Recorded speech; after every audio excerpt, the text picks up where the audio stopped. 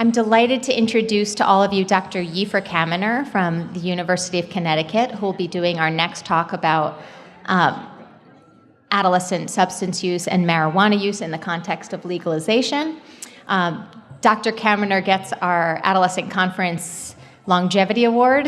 He's been with us for all 3 adolescent conferences and has been doing plenary speakers, and we keep inviting him back because the feedback keeps being very positive from our attendees. Although this is the first year that he'll be talking about marijuana.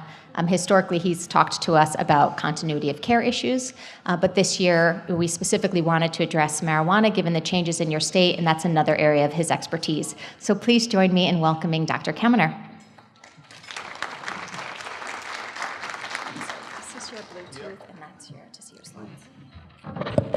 Good morning, everyone. I don't know what about you, but I'm planning to have a lot of fun during this presentation, because in the last couple of years, I was talking about continuity of care that to some degree overlapped with what Dr. Miranda spoke about. But this year, I would ask to talk about marijuana. And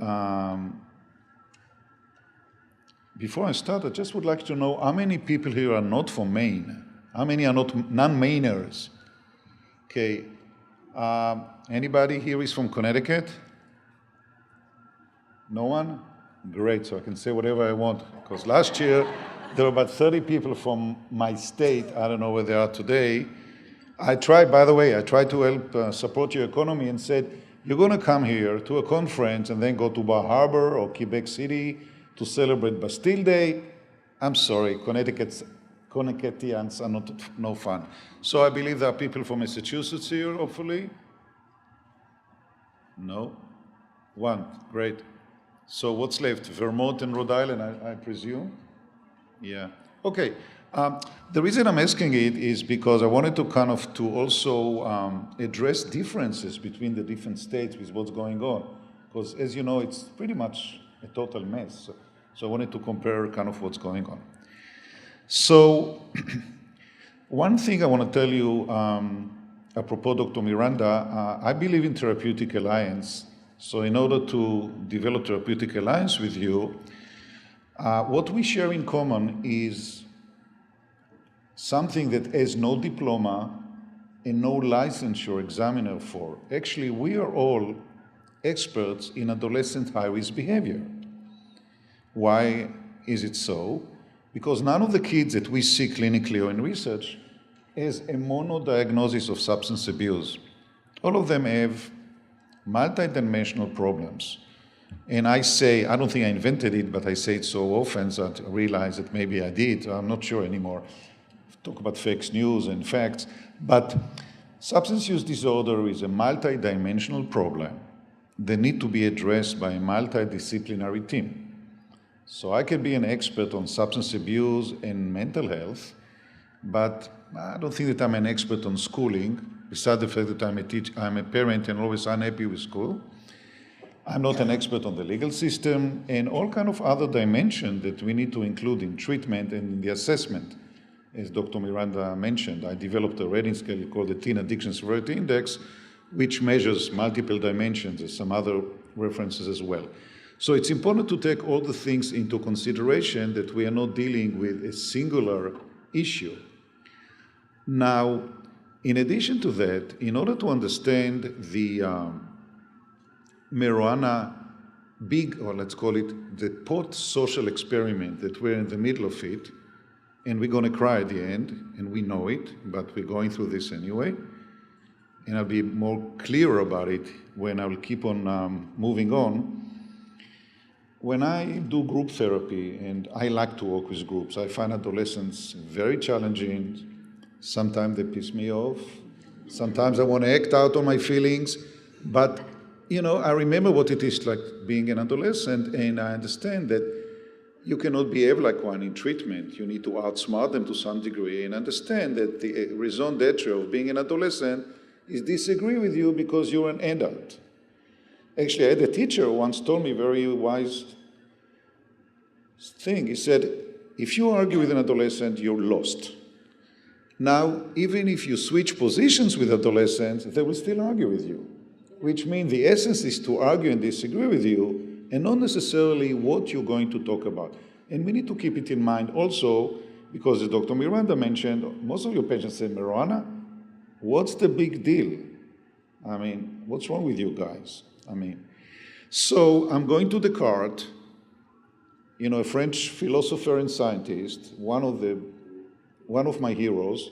And if you're looking for good reading for the summer, get this book, Descartes' Bones, and the conflict between faith and reason. And by the way, we'll get to it during my presentation. And every now and then, please replace faith with media, public opinion, and so forth, and you see where we are, what has replaced religion. And anybody here remembers what's the most important statement attributed to Descartes? Anybody? Yes? I think, therefore I am. Fantastic. 10 points and a golden star. I think, therefore I am. And this is something I tell all my kids in the first session. I said, you think, therefore you are. And I also make a little twist, said, you are, therefore you need to think. This is how I started. And I bring them, a little bit, tell them the story of Descartes. It's a fantastic book, because it's a history of science in Europe. So it's a very important issue, apropos talking about facts. We worked for hundreds of years to make facts the basic for science. And now a lot of people are challenging it, and there's a major cultural war between the science-oriented people and a lot of people who, because they would like to change the culture, are basically trying to cut down everything that Western civilization has developed. And at the end of the day, it's going to bite us, because if we won't be science-based, we won't be able to do anything. And that also will bring me to public health issues, because this is the essence of talking about marijuana legalization and so forth.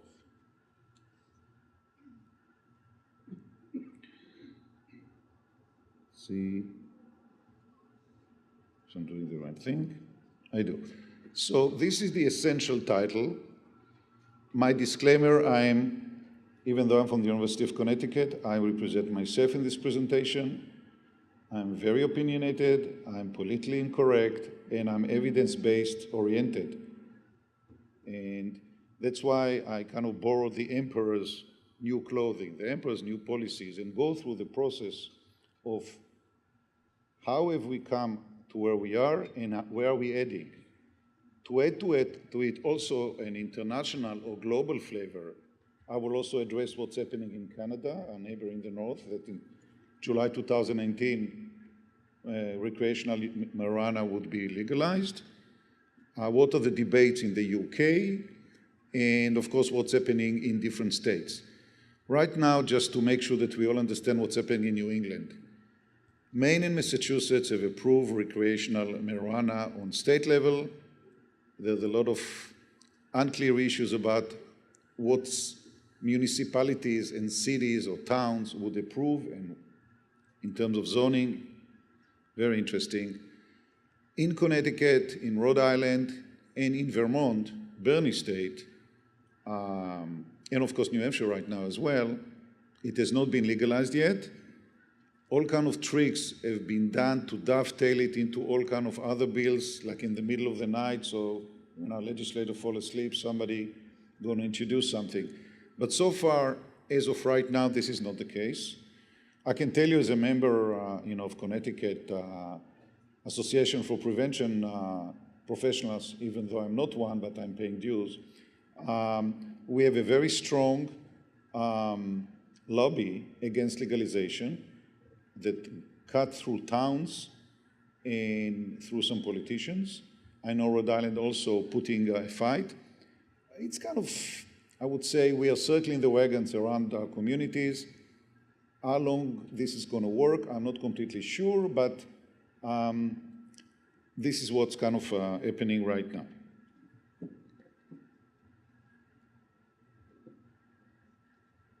This is my disclosure. I'm a clinical researcher that has been doing research mainly on the assessment, treatment, and continuity of care of adolescent substance use disorders.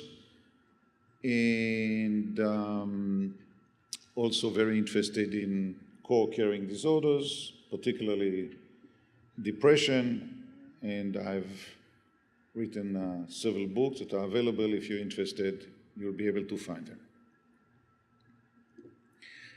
Now, to some degree, Dr. Miranda stole part of my thunder, but hopefully it will reduce the magnitude of the storm.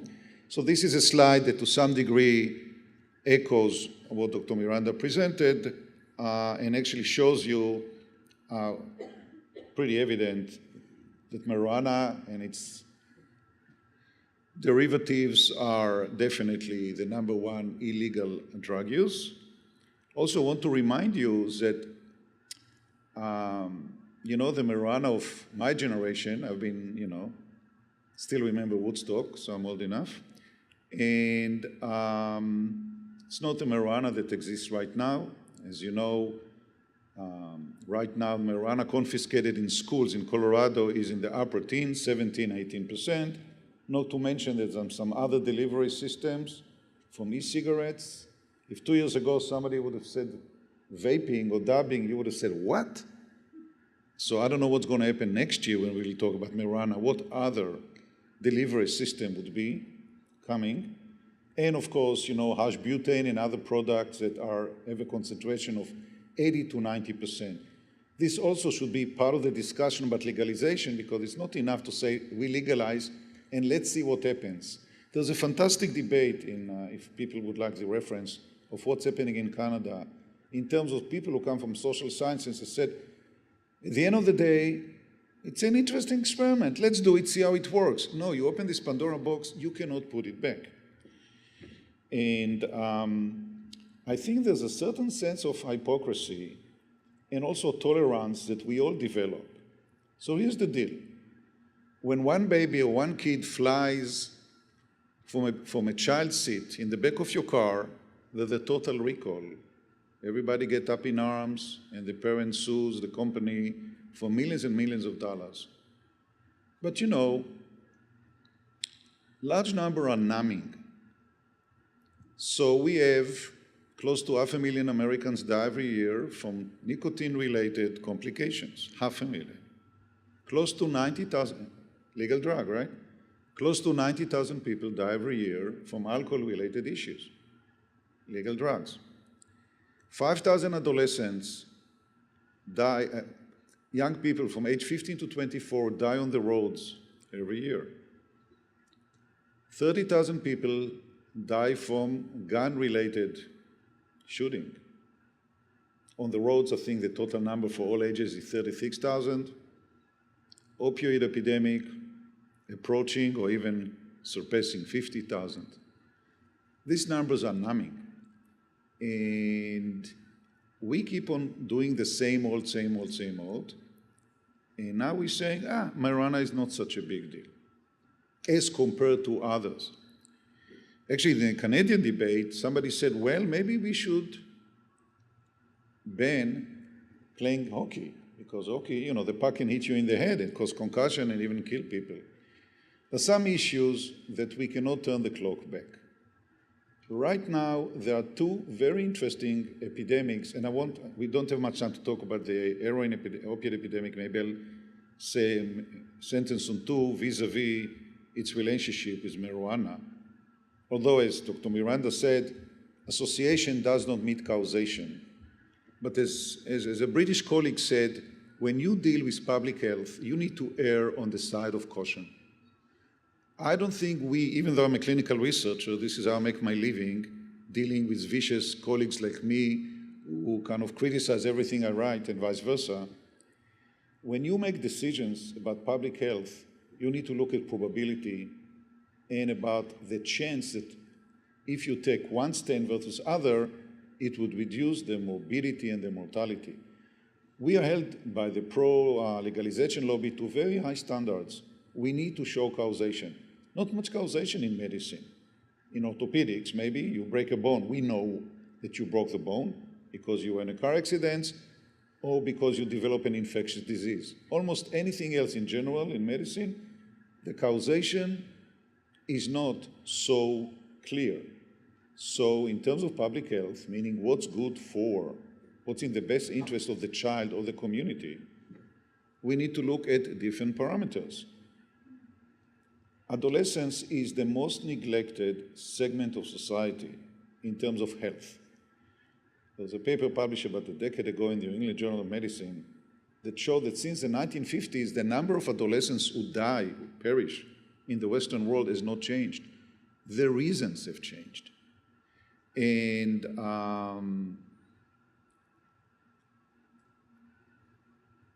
at the end of the day, when it comes to resources, for the adolescent segment of society, if you look at the relative weight or proportion of adolescents in our society and the resources allocated for it, adolescents are disproportionately underrepresented in terms of resources. And that's a problem. I can also tell you, for example, that there is a dire need for child adolescent psychiatrists. A lot of people just look at things from a cross-sectional perspective of adults and don't looking at adolescents. Even the Canadian debate, they kind of ignored the adolescent segment. Some people brought it, but it was too late. So the bottom line, I'm here to represent what I think is in the best interest of our adolescents and families and communities. I understand, may sound facetious, but no malintention. I'm happy to sound like that. Basically, the people who would like to legalize marijuana are either the people who would like to get high, period, or would like to make money. So in many ways, if we would develop a table comparing decriminalization to legalization, in my opinion and some others, we would have almost a tie or a draw. There's one difference. Governments want to make money. However, as a citizen, as a parent, as a clinician, as a researcher, public health is not based on how much money my government wants to make. They rather manage their economy or the treasury in a responsible way, which is not usually what happened in most states. I can talk about my state. We are $2 billion in the red. People are living in Connecticut, including very rich people whom you want to tax more. We have 15 billionaires. 15 billionaires in one town called Greenwich. 2 of them have left already. Said, so what the heck, who needs them? Each one of them pays $500 million taxes. So it's another $1 billion to lose. So the government of Connecticut, would like to build more casinos, would like to tax marijuana. They want to introduce tolls, actually. We didn't have tolls for a while. So what else? I don't have much time to talk about smart drugs, but why don't we legalize the use of smart drugs? Many of our adolescents using stimulants for alleged improvement of their brain activity in high schools and in colleges. We wrote a very nice review of this matter. We can legalize it too. We can legalize a lot of industries that can bring in money. The question is it in the best interest of the common citizen? And the answer is clearly not. So this is an argument that public health people adhere to. Economists would say something else. The Canadians think that they will bring in $22 billion a year, and they would celebrate every year that we won't legalize it in the United States as a whole, because there will be less competition. I think that the people who sit here are in the treatment business because you want to help people, and you also want to make sure that you won't have too many people knocking on your doors, because part of the issue that will impede prevention is the availability of marijuana, and we will get to it. So what makes me an expert on marijuana? Well, I'm old. I've been in the adolescent substance abuse research field for 30 years. I most probably started one of the first research clinics ever in 1987 at the University of Pittsburgh, and then later on went back to Rhode Island. And we were one of the 4 sites of the largest study ever conducted on the treatment of cannabis. It's called the CYT, the Cannabis Use Treatment Study, of 600 people, and there's a lot of data that came out of it. And some of the manuals you might be using free of charge are the MET, CBT, the MDFT, ACRA, and so forth. So they all kind of came out of this specific study. We have just completed a study on poor responders to treatment of marijuana. I'm kind of a person who's never happy professionally. I'm not miserable, I'm not depressed, but it's never enough. I don't celebrate the success. I always ask, what's next? For me, our work is like trying to seal the holes in Swiss cheese. Swiss cheese has a lot of holes. You can seal all of them, one at a time, one at a time. So those who do well, great. The question is, what happened with those who don't do great? And it happens in any mono and dual diagnosis. Not every depressed person become undepressed. Not every substance abuser, as you know, that we treat, becomes abstinence. To make it simple, it's like 1/3, 1/3, 1/3. 1/3 of the kids that you treat become abstinence at the end of the treatment period. 1/3 don't get better at all, and 1/3 are somewhere in between. And that's really, in a nutshell, the way it works. And the question is, to rephrase something that Dr. Miranda said, I use the old terminology of patient treatment matching. It's very elusive. It's this is the holy grail of treatment. How do you match people to specific treatment that would benefit them, as compared to just take everybody and tell them go to 30 meetings in 30 days or 90 meetings in 90 days? Different strokes for different folks.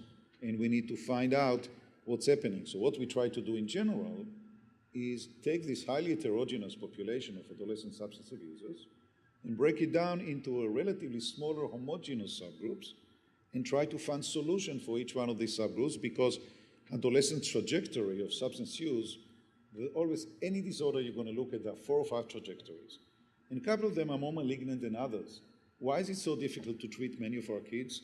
Because you swim against the current. Some of the kids you treat have not reached, unfortunately, to the maximum of their substance use.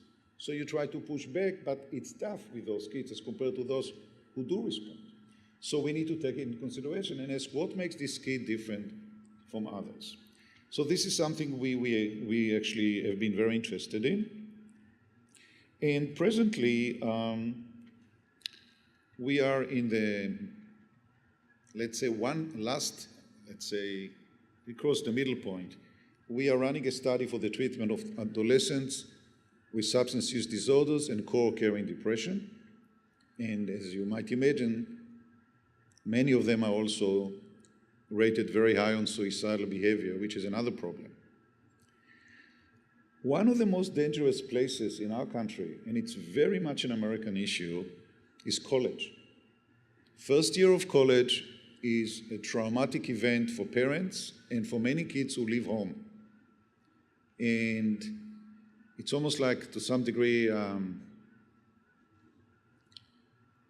sometimes it's a matchmake that you're not responsible for, especially the placement in dorms. I can tell you stories for my kids. I'm sure you have your own. So what we see in our clinic, in our research clinic, we see kids who don't feel very comfortable in college, haven't developed the right social contacts, don't have support group. They get depressed, they don't go to classes, they network with other kids who suffer from similar issues, and guess what? They dope morning and evening, and some of them also are suicidal. And I don't know if there's enough mental health support and substance abuse services in colleges, but it's amazing how the difference between seeing patients who are adolescents per se and emerging adults. Many of them come and ask us, because they heard about our study, to treat them, something adolescents never do. Adolescents are usually being dragged, to our clinic. They also bring their friends. They are driving an hour from campuses, Connecticut is smaller than Maine, to our clinic. And this really is amazing and humbling and painful to me also as a parent. So anybody who tells you that marijuana is harmless doesn't know what he's talking about, or is naive, or simply lie, period. And we see it every day in our clinic. So that's another issue. How do you deal with dually diagnosed kids? And although this is not something I can expand on because I have other things I need to talk about, but I'll make two comments in addition to what Dr. Miranda said. Dually diagnosed kids most probably are not the same as monodiagnosis kids.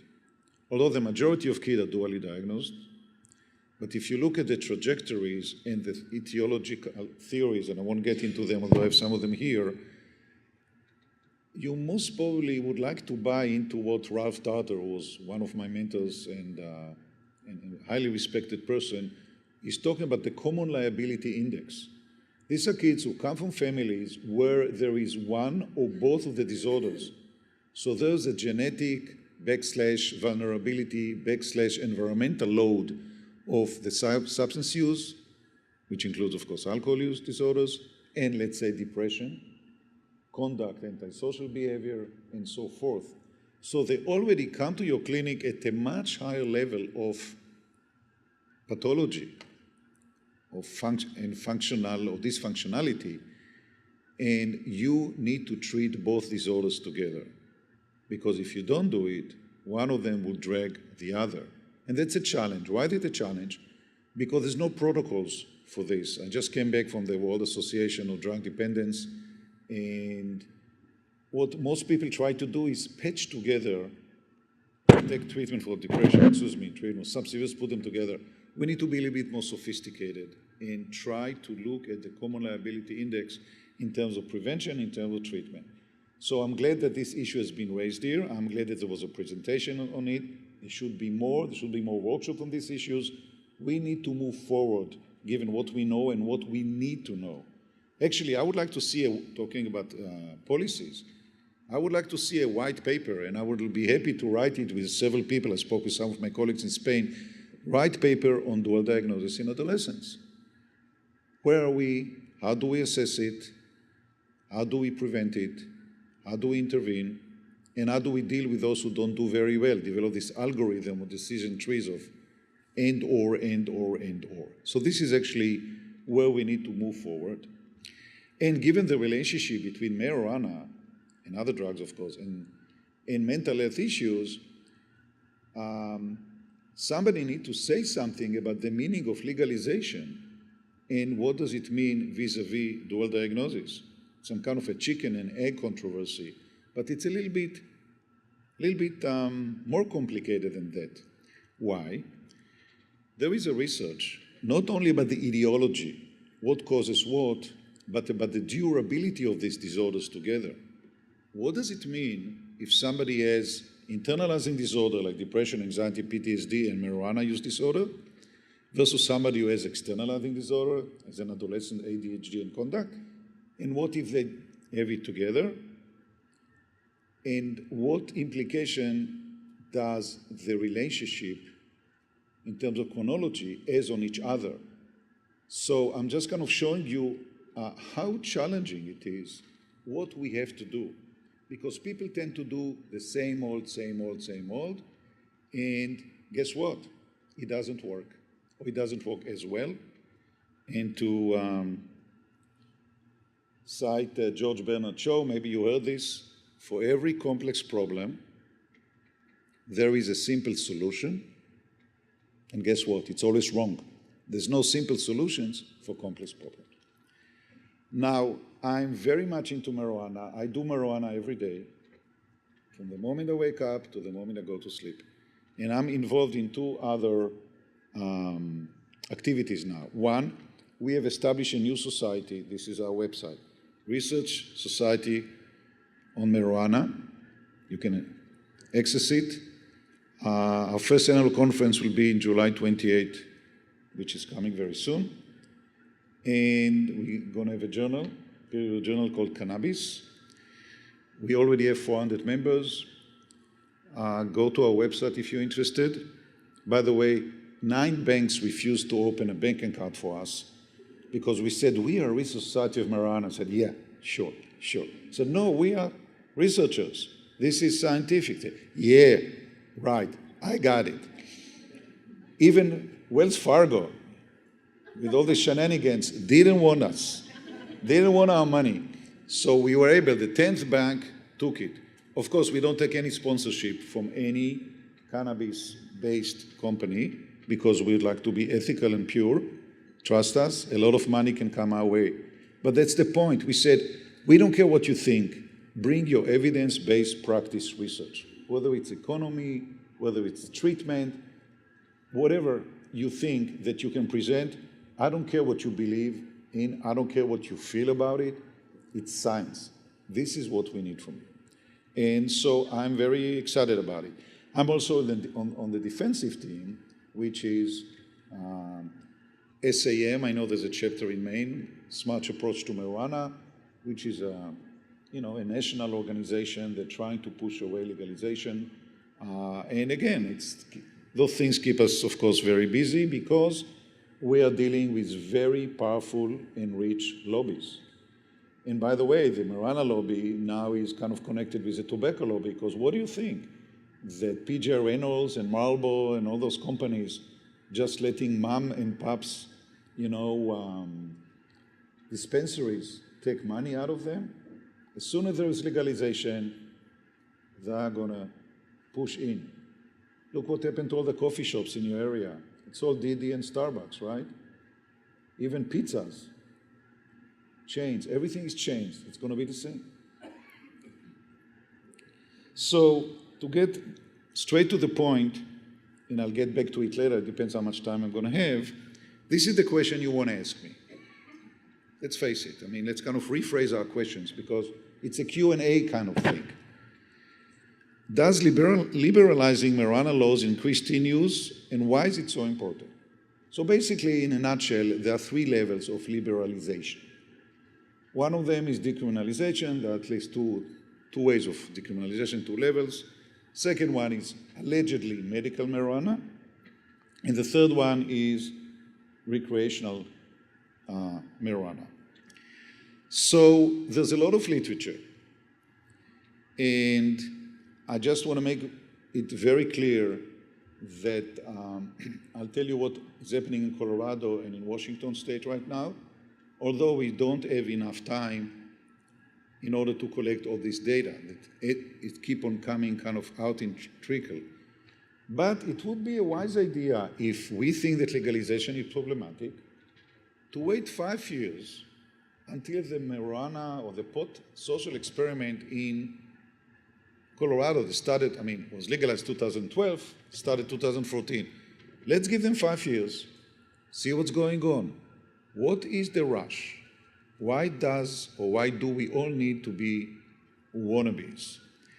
And I'll also cite some findings, and I'm sure that there are some other findings, and trust me, I'm up on the literature, that don't completely agree with some of the findings that I cite and so on and so forth, but they come from different states at different stages. Give us 5 years, which is 3 more years, and then let's sit down and do some objective analysis instead of rushing right now and then dealing with the consequences which are not on our end and are not in our favor. And I will also help you a little bit from the economical perspective to show you that some of the promises of legalization not going to help you economically. Actually, I can start with it right now, by the way, because since I mentioned it. The ratio between the taxes that we get on tobacco and alcohol, taxable drugs, and the expenses related to it, morbidity, mortality, you name it, are between 1 to 10 to 1 to 12. What does it mean? For every penny you put in the left pocket, 12 pennies are taken from your right pocket. I don't think you need an MBA or a master in economy to understand this is not a good deal. Actually, you better go to the casino and play the slot machine. At least you have 46, 47%. Or write grants like us and 10, 15% chance to get funded. So the bottom line is, economically, it's definitely not a good deal, and people throw numbers at you. And the numbers keep on changing if people really look at the number very well. And they're very short-term numbers because they don't take into consideration, because they haven't agreed on the taxes, what does it mean, what about the sales. So financially, this is not a done deal. And Dr. Miranda mentioned to you in general, I think you said $422 billion. The numbers are like unbelievable how much money is being lost because of drug-related problems. We are just going to do worse. Maybe your town will have $1.2 million, but there are going to be more people who would need treatment, and guess what?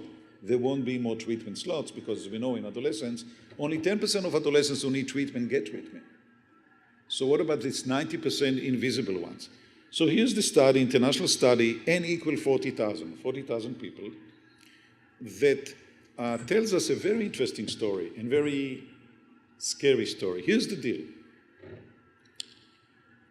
We talk about decriminalization from statistical, from epidemiological perspective, and it's published in a journal that is both covers health and economics.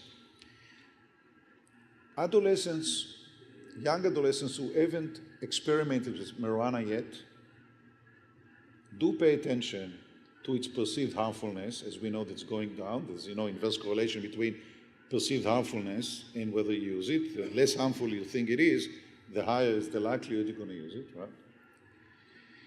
And whether it's legal. Kids who already use marijuana, they don't care.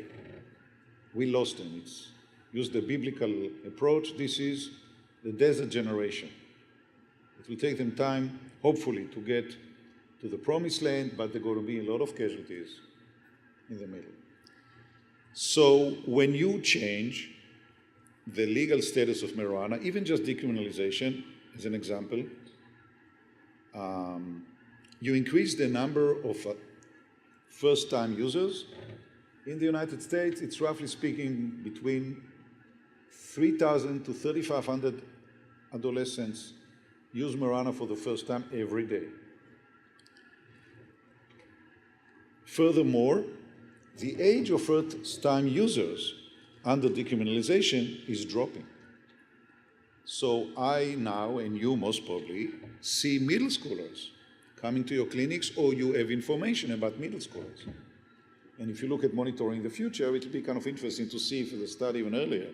So when you need to start prevention, say, well, we do prevention high school. Too late. Middle school. Prevention needs to start in elementary school these days, because these kids already develop an opinion on this issue. And there is what we call a trickle-down effect. I don't know how many of you remember, before 1984, the legal drinking age in the United States was 18. Now it's 21, and there was a movement to reduce it again. And this is the only movement that failed. And I was always flabbergasted that in all these debates in colleges, I've never seen a mental health or psychologist on the panel. It was always police people and people from the dean's office, and of course, students who were pro-reduction. But there are very clear numbers that show that we are saving thousands of lives a year, even though a lot of kids drink anyway, but not officially going back to age 18. So this is something that we need to keep in mind. The number of first-time users will increase for several years until it will plateau, of course. And it's like when you have some space, you have some vacuum, it's being filled. And the first age of use will go down. Okay, we don't need to talk about the definitions. You know the stuff. Let's just move on. So, my favorite species of human beings are politicians. I just bought this book. It's a great book. So politicians usually start by saying, I'm not a scientist. However, I have my opinion. They have very short attention span. They don't even read. They have some people who read for them. You can't make a presentation more than 2.5 minutes because they cut you off. And basically, this very smart book tells you how they misrepresent, and utterly mangle science. So these are the people who are making clinical decisions for us, what to use or not to use. So there is a politician in Connecticut that as part of the debate, he said, I would like to legalize it because it'll bring more money to my town. And by the way, my best friends every morning smoke dope with his cereal and he's doing okay.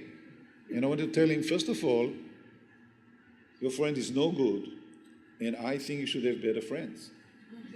I mean, this is how you tell me, I'm not a scientist, however, I have a friend who's doing fine.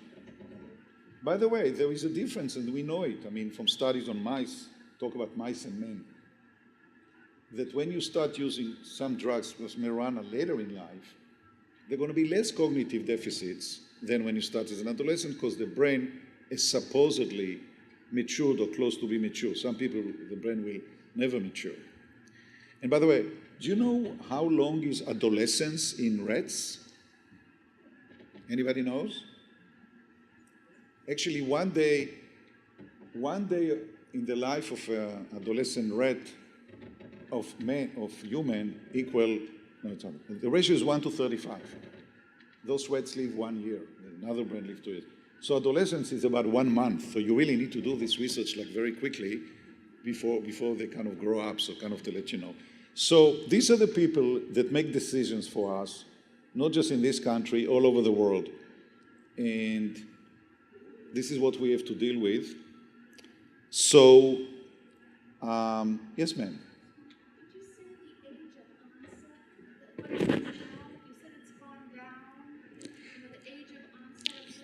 Yes. I mean, based on models of liberalization would lead to increase in number of first-time users and also in reduction of age of first-time users, which makes the damage to the brain and other organs more severe because the earlier you start, the higher is the likelihood you'll get dependent and you're going to have some other cognitive problems and including formation of synapses. There's a lot of literature what marijuana is doing basically to the brain to the developing brain, whether it's a rat or whether it's a human. So here's the question that we need to ask, starting with medical marijuana, by the way, and with legalized marijuana. If we truly have a process that is sensible, logical, and we are using the utilitarian approach, meaning what's good for the community, not just for single people who say, hey, I'm allowed and I'm entitled to make my own mistakes. It's true as long as it doesn't affect other people. So if you drive, I don't know, so this is Maine, you can drive, 100 miles an hour. If you drive above the speed limit, it increases the chances you get into an accident. In Connecticut, there's no law that force you as a biker to wear a helmet, which is ridiculous. Because you know how much it costs to treat anybody who's brain damage because they were riding their bike. So the idea is that there need to be a very clear rate of what we allow and how much people will need to pay in order to behave that way, which puts other people in jeopardy. So, for example, medical marijuana, and I can ask the same question about legalization. What is it good for, and how do we know it? How effective is it for whatever allegedly it is good for? What about dosage, frequency, port of entry, what kind of product? You know, the number of kids who have been admitted to Colorado emergency room quadrupled due to, eating products that are toxic. And the number of people that actually end up going to emergency rooms due to any kind of marijuana-related issues, it's close to 500,000. So even if none of them dies, let's hope so, they clog the emergency rooms. That definitely causes an issue. So what happens with harmfulness to the circle around the user? 74% of kids who are in treatment in Colorado for substance use disorders get access to medical marijuana. So how do they get it? They get it from grown-ups that get it, some of them for the good reasons, many of them are not for good reasons. The prototype of a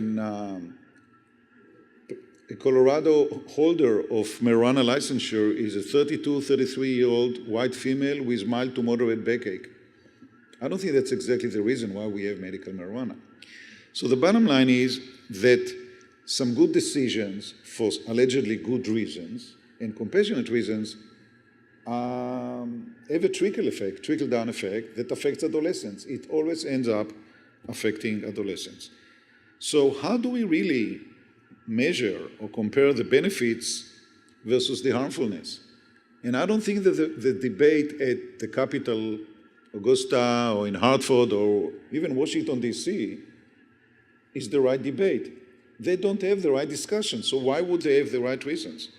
By the way, I gave us on our politicians in D.C., and on top of it, in D.C., they are allowed to use marijuana recreationally. So on top of the follies that we get from Washington, I don't know what before they've been smoking, now they're allowed to smoke. So I don't know what's going on. It's a mess. It's a total mess. Okay. So the deal was, already you see Hall, who is a very well-known researcher from Queensland, University of Queensland, Australia, already 10 years ago asked the question about medical marijuana, is it a Trojan horse for drug legalization?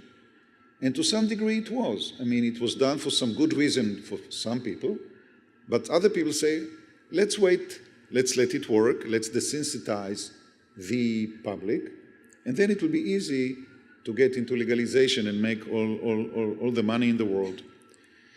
So all these public health policies, who's going to handle them? Who's going to handle the increased number, and this is a quick review, of the following problems? Driving under the influence of marijuana doubles car crash risks. Who's going to, how much is a life worth?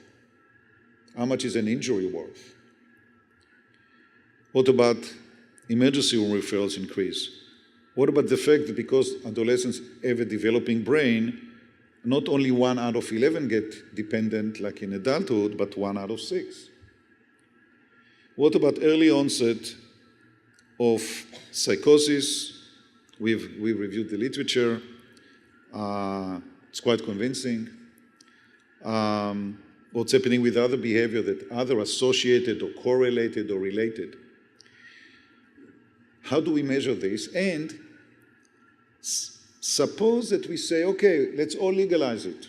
Fine. Who's going to pay for the casualties? From what stripped budget we're going to get more funding to treat the increasing number of those who become dependent? What about the fact that basically we are, not we, the pot industry is preying on the weak? You will say it's un-American. I don't care if it's un-American, it's anything. Because preying on our youth is a moral sin. Because, as Dr. Miranda explained to you, and I have some slides on this issue that I'll spare you, we are dealing with vulnerable people, vulnerable young people and their families. And those kids who end up having all this cognitive, attention, memory, learning impairment, it doubles the risk of them dropping out of school. And these are the kids who need to stay in school. You know what the meaning of being a high school dropout in the Western world? It affects everything. It affects your mental health, your financial health, your physical health, and it goes and it impacts the next generation. I also found something people can disagree with me or not, some cancer. I went into some cancer journals, and I thought, gee, that might help with boys. I tell them, do you have an increased chance of cancer in the reproductive system? It's mentioned a very specific testicular non-seminoma. So the bottom line, there are a lot of casualties, there's a lot of damage, but I guess that a lot of people just don't care. So here is some information that has to do a little bit with the Canadian and also with the New Zealand research. So it's not just American research. I kind of try to give you an international view. Youth are disproportionately represented among cannabis users. 43% of those who use are under the age of 25. Given what we know about the brain development, it's huge. Another issue is the study, the Dunedin study, a very famous study of kids that were followed from from birth until age 38, that showed an average decrease of IQ of 8 points. And earlier and intensity of use were positively correlated with with the results. There's another study that supports it. So how do you translate it into treatment? So I came to my kids, excuse me, I'm calling them my kids. For me, they're kids. They're my kids. And I, a lot of time, kind of update them. Here are the responses of our narcissistic adolescents. 8 points, that's all. I most probably have 160. And I'm trying to explain to them, you know what does it mean, 8 points to the average person? If your average IQ is 100 and yours will be 92, 93 because you smoke every day, you are actually reducing your chances to enter the workforce by 70%. They don't get it, but we get it. So we prey on the vulnerable, they prey on the vulnerable, and at the end of the day, they and their families will pay the price. Also, recovery of cognitive functions post-cessation of youth, even 1 year cessation, did not occur in those who began use early in adolescence. So if you started to use it in your 20s, fine, okay, I got it, you're an adult, you can do what you want, especially if it's legal. Your cognitive functions would rebound. With adolescents, they will not rebound.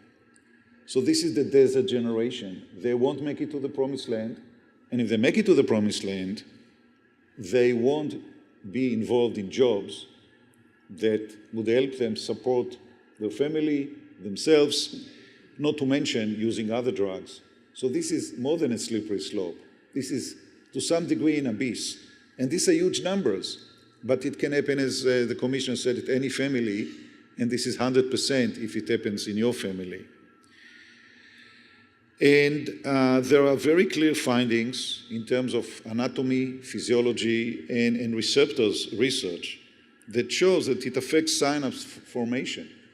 Basically, it causes damage during the development of this brain. There's even more complicated findings that I myself cannot even understand because I'm not a basic science. They talk about the miswiring of the brain, and it tells us exactly what pathways are being affected and what proteins are being affected. This is serious stuff, people. Politicians don't want to hear it, but there's smoke here and there's fire, but they don't want to see it. They just think, we're going to make money, and also they talk about the 3 or 4 points that, if I have time, I would address to show you what is bogus about legalization and how, at the end of the day, it's a bad deal for all of us. And if you may ask me a question about it, hopefully we'll be able to answer them. And, talk about mice and Maine and rats. Adolescent brain, the earlier you expose it, the worse are the chances that it would develop well. Now, very interesting finding of a study that I just came across. Your first use experience with anything you do for the first time is huge, whether it's a candy, whether it's relationship. Cannabis use first experience, if it's positive, it increases the chances that A, you'll use cannabis, and there's a direct positive correlation that you're going to use more drugs. And that's kind of a no-brainer. We all know it, but people now can prove it. So, okay, this is like the slide about the driving. To those who tell you what's happening in Washington, the driving under influence of marijuana does not affect you. But I'd like to kind of move quickly because I know I don't have... How much time do I have? 10 minutes. Okay, that's great. Okay, 7. I'll do it quickly. Driving, absolutely associated. Some studies say less, some studies say more. But again, we need more years to know it. But this is statistics from the state of Washington. This is legal statistics. We have some other information about teen driving casualties, and also to second what Dr. Miranda said, my kids don't believe that driving under the influence of marijuana is as bad as under the influence of alcohol. You cannot convince them. Although research on in lab conditions and in closed racetracks and on the road shows absolutely that very little use of marijuana, basically 5 nanogram, impair you similarly to 0.08, which is a blood level alcohol. So don't tell me any stories that driving under the influence of marijuana is not a bad idea, not to mention those who use both.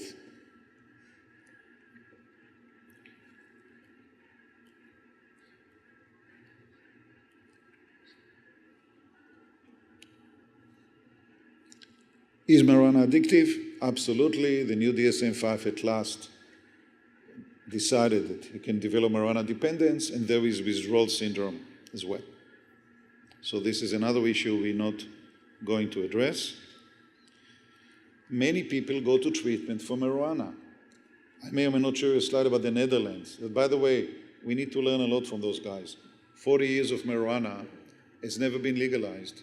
It's been very clear where you can use it, under what circumstances, and how much you can buy, because they don't want marijuana tourism. And by the way, more than half of the people in Dutch substance abuse treatment centers are being treated for marijuana, not for other things. So it says very clearly that marijuana is harmful for a lot of people, and you have a list of a lot of reasons: inability to quit, and all kind of other problems.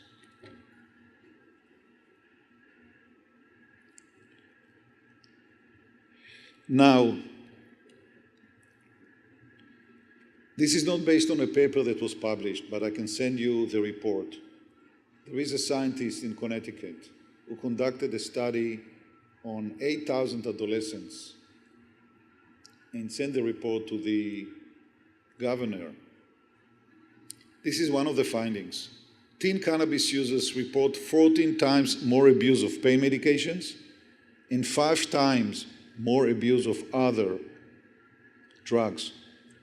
So anybody who tells you there's no relationship between adolescent use of painkillers and opioids has no idea what he or she is talking about. I wrote an op-ed it's called the association between marijuana and heroin or the opioids, something like this, a split brain syndrome. Somehow, everybody focused on painkillers vis-a-vis dealing with chronic pain. I got it, but I cannot deal with this because I work with adolescents. I have my people I need to take care of. I don't know adolescents who woke up in the morning one day and the first drug they ever used was a painkiller or they shot heroin. You know it clinically, very clearly, that whether you believe in a gateway or not gateway theory, any way you want to tell it, kids don't start using heroin out of the blue. So if the use of marijuana would continue to increase, even if it stayed the way it is, because it went up, I mean, there's been, in the 90s it went up, then it went down, and starting in 2007 it started to go up, then it plateaued, but relatively at a high level. So when you ask yourself, how can people deny or not even talk about the fact that part of what's happening to youth who use marijuana has to do with the fact that they've been using marijuana? I cannot, most probably, I mean, I don't have the access to the data. I can have, but I don't have the time or the funding to do it, and to show exactly, is it causation? Is it just a correlation? But you people, you work with adolescents. You know what it's like. A subsegment of your patients want to get a better high, a quicker high, so they will move further and further to other drugs. I don't want to use the term hard drugs because it's not a good term. It kind of diminishes the problem associated with marijuana. So one of the things we need to deal with is the heroin epidemic. I have something I'm kind of planning to do in Connecticut. I won't get into it. I'm working on something because we need to think outside of the box. And also, I'm very interested in those who OD, because everybody calls it accidental. I don't like the term accidental. Actually, I'm affiliated with the Injury Prevention Center of Hartford Children's Hospital, Connecticut Children's Hospital, and we study road crashes. We don't use the term accident, crashes, and also suicide. And not everything is accidental. There's a process before those things happen. I won't get into it right now, but there's a lot of questions that need to be asked, because it's not enough just to give people Narcan and say, great, we saved life. And then what? Many of those people are going to be repeat offenders. What do you do afterwards? It's not enough to say, I saved their life. And then what? What did you do with this person? How did you make sure this person will get to treatment and be treated? Why do you admit people who are suicidal to treatment and you cannot admit people who multiple times almost died? There's a lot of issues to address. Fortunately, in Connecticut, this Blue Ribbon Committee does not include any experts. It includes only bureaucrats from the Department of Mental Health and this and that. They don't have anybody on the committee. And it pisses me off, because we need to deal with these issues from developmental perspective. We need to have experts who understand how adolescents work. So this is kind of in a nutshell. So I need to summarize, because we can talk about it, we can have an entire symposium on this issue. I'm just trying to convince you, although you know, that marijuana is not harmless. Marijuana can cause a lot of bad things, including increased chances of dependence, early onset schizophrenia, and all the other problems that I kind of mentioned to you. Legalization going to bite you, going to bite all of us, and it's going to cost us more life, more money, and we're not going to get any more services. And I can tell you, in Connecticut years ago, when they started the gambling industry, 0.5% from the money given by the casinos to the state was supposed to go to treatment of pathological gambling. After 2 years, the governor said, nah, we need this money, put it in the general coffers. So the same story going to be in Colorado. Or we're going to put this money in education and prevention. We're going to regulate it. I would not, in order to convince me that legalization is the way to go, or if all else fails, there is legalization, before legalization start kicking, I'd like to see a clear regulation plan. Check with Colorado, they don't do a good job. Check with Washington State, they don't do a good job. So it will be interesting, because actually in Maine right now, maybe you'll be able to compare like dry cities to wet cities, apropos the alcohol. What happened in towns that say NIMBY, nobody gonna open a pot shop here, as compared to towns that say no big deal. This is great for researchers, like people, do epidemiological research. But the bottom line is, a lot of people will have fun, a lot of people will make money, and at the end of the day, as a taxpayer, as a parent, and as a concerned community member, you mostly say this is not too good. And my last statement, it's not going to stop with marijuana. Maybe next is stimulants. Next is hallucinogenic mushrooms. Going to be more stuff coming down the pipe. The question is, what do you want to stop, what you can stop, and how you're going to do it? And in my opinion, when we talk about elections, I'd like to know, that's what we do in Connecticut. We harass politicians. Anybody who's up in a town for election, excuse me, sir, lady, ma'am, whatever, what's your opinion on legalization? Because if you'll be pro-legalization, you better get a real job, okay? Because we as parents, we're not going to vote for you. That's our only prerogative as voters. Thank you.